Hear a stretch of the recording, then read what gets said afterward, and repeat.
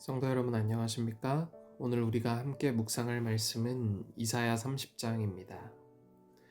이사야 30장도 28장에 이어 화 있을진저로 시작합니다. 유다의 죄를 지적하는 장입니다.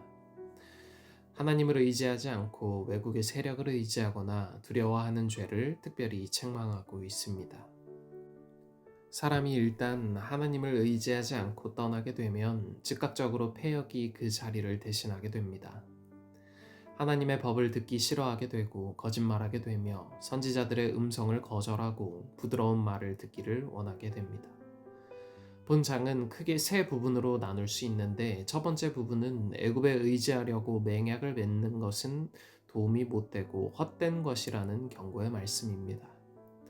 또한 백성이 잠잠하고 신뢰하여야 구원을 얻을 것인데 그것을 원치 아니하고 피하고 도망갈 것만 궁리하니 그렇게 될 것이라는 책망의 말씀입니다. 두 번째 부분은 어조가 달라지며 패역한 백성도 돌아오기를 기다리시는 하나님의 은혜와 자비를 말합니다. 하나님을 떠나서 그렇게 방황하지 말고 그의 구원을 잠잠히 기다리는 것이 복이 있다는 권고의 말씀입니다. 세 번째 부분은 아수르에 대한 심판의 예언입니다. 본문으로 돌아가서 남방 유다가 하나님을 떠나 애굽에 피하려고 합니다. 하나님께서는 당신을 믿지 않는 다른 민족에게 도움을 구하는 것은 수치가 되며 헛되고 무익하다고 말씀하십니다.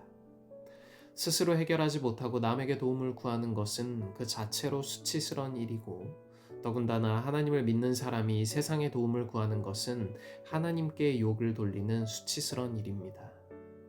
그것은 결국 헛되고 무익한 것이 될 것인데 왜냐하면 세상은 그들을 진심으로 도와줄 생각이 없을 뿐더러 자신의 문제도 해결하지 못하는 존재들이기 때문입니다.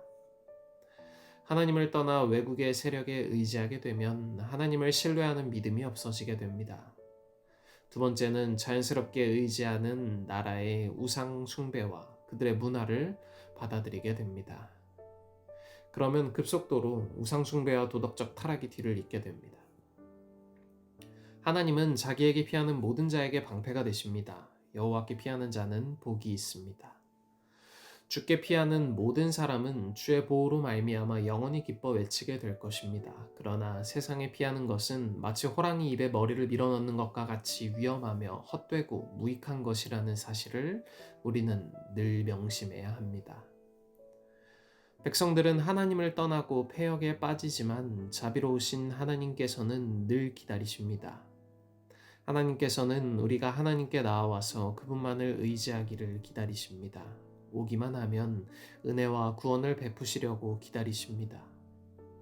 하나님께 오지 않는 자를 하나님께서 알아서 도와주시지는 않습니다. 구원도 마찬가지입니다. 오직 믿는 자에게만 구원이 있습니다.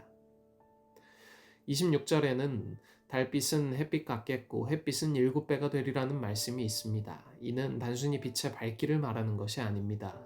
그분의 백성을 치유하시는 능력의 강력하심과 영화로우심을 이야기하는 것입니다.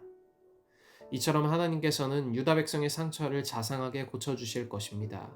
이어 마지막 부분에는 아수르의 심판의 이야기가 나옵니다. 아수르에 대한 심판은 갑작스런 것이 아니고 미리 예정되어 있는 것입니다.